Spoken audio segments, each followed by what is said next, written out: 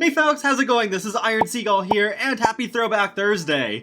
So, I thought I'd do something a little different this time, because while I was gathering footage for my Cats and Dogs refresh video, I spent a little bit of time in Twinbrook, and suddenly I remembered a couple of really interesting hints that we had back in the day before Late Night came out, since that was the expansion pack that followed Ambitions, and I thought, you just do like a cool little throwback hint video, because I know a lot of you love seeing hints in a lot of things for The Sims 4, but I mean, it's not The Sims 4 where this whole hinting culture started. Without further ado, let's take a look at two things that potentially hinted at Late Night being the next expansion pack. We're gonna start off with one that's specifically from Twinbrook itself.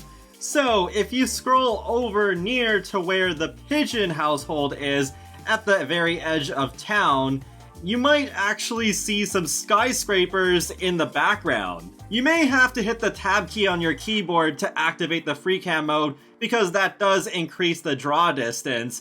See, yeah, you can already kind of see them in the distance there. And since they are meant to be distant scenery, they're not typically meant to be seen up close, but there they are. So it did seem a little random at the time, and typically we do get the city sort of themed expansion pack early on. Like we got Hot Day as the third expansion pack for The Sims 1, and we got Nightlife as the second expansion pack for The Sims 2.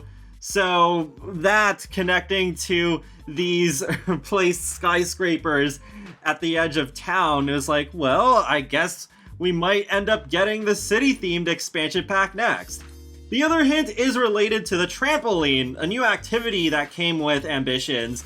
I really wish we had this in The Sims 4, but there is a weird thing underneath it, so it's a little bit difficult to see, but there's a bat. Pretty random, right?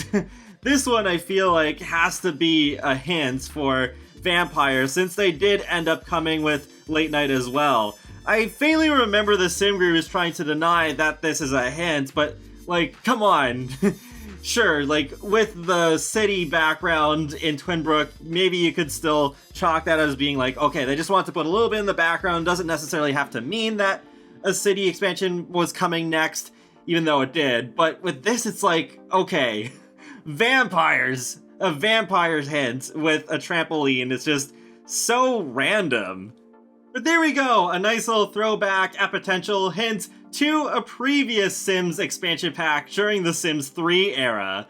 So Late Night did end up becoming the next expansion pack, where it did bring in a city, and we got vampires, and overall, I think I still would say it's one of the best expansion packs for Sims 3.